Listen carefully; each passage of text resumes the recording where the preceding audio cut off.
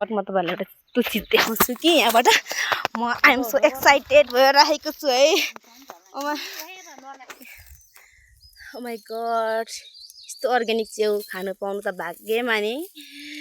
आफूलाई भाग्यमानी ठान्छु म, किनभने यति गाउँमा हाम्रो गाउँमा यस्तो अर्ग्यानिक च्याउ पाउँछ। किनभने यो रोपेर पनि हुँदैन है। यो चाहिँ यहाँ यस्तोदेखि दिइराख्नु भएको छ। अनि यतापट्टि अलिक सानो पल्ला रहेछ। यो चाहिँ आमा यो के को रुख गरे? उत्तिसको ठुटामा यो चाहिँ सुकेको ठुटा छ। यसमा चाहिँ यति राम्रो च्याउ पलाइरहेको छ, हेर्नु सक्नुहुन्छ है। आमा टिप्नु भएको? म टिप्थेँ नि। यस्तो यो च्याउको नाम के हो अरे यसको चाहिँ आमा? यो चाहिँ रुफ्ली हो, हेर्नु सक्नुहुन्छ। माई गड, यस्तो यति चिप्लो छ कि ओ माई गड। योसँग ढिँडो चाहिँ मिठो हुन्छ अरे है, नेपाली खाना ढिँडो। ए त्यही म आइरहेको छु कि छुइनँ, हेर्नु है।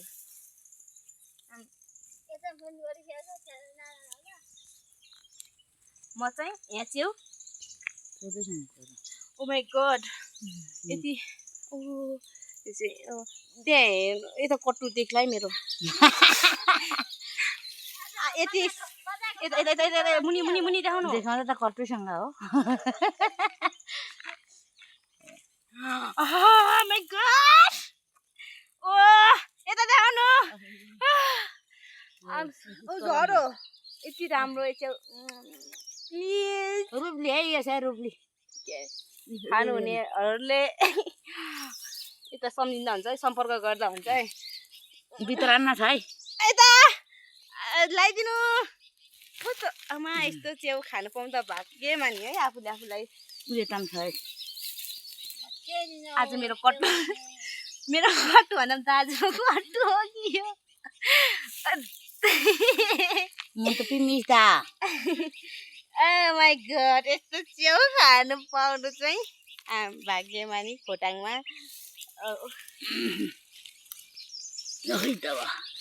के साह्रो फलेको आज च्याउ आमा। नाना तल जानै च्याउ झरिरहेछ। ओ माई गड, यस्तो हेलो रुप्ली च्याउ। सेम कलर त म्याचिङ है, कलर म्याचिङ भइरहेछ। खास गरी म चाहिँ दाउरा ल्याउन आएको थिएँ, तल च्याउ पाएँ। धन्यवादै छ यो ठुटालाई पनि। के लगाइदिनु, यो ठुटालाई पनि धन्यवादै छ। तँलाई पनि धन्यवादै छ। स्पेसली नानालाई थ्याङ्क यू। देखाएको नानाले, यो चाहिँ आमाले देखाएको थियो है।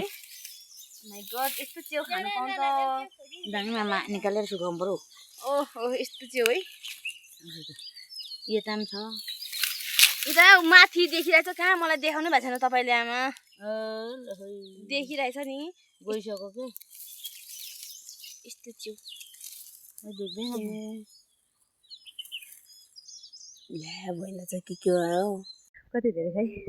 यो नमुना नानाले देखाएको मलाई चाहिँ, तर आमालाई पलाटी ल्याउनु बोलाएर छिट्टा क्या पारेर मैले झिकाएको।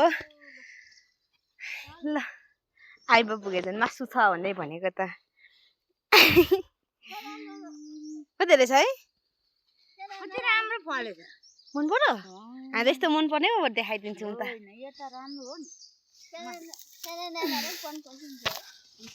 यो चाहिँ नमुना नानाले देखाएको है मलाई। साँच्चै म चाहिँ दाउराउ गर्दै थिएँ। एकछिन म टिप्छु आम्बी, के गरेको म टिप्छु। चाहिँ आफ्नै बजारमा हुनेहरूले चाहिँ आफूले उमार्नुहुन्छ अनि हामी चाहिँ अर्ग्यानिक खान्छौँ।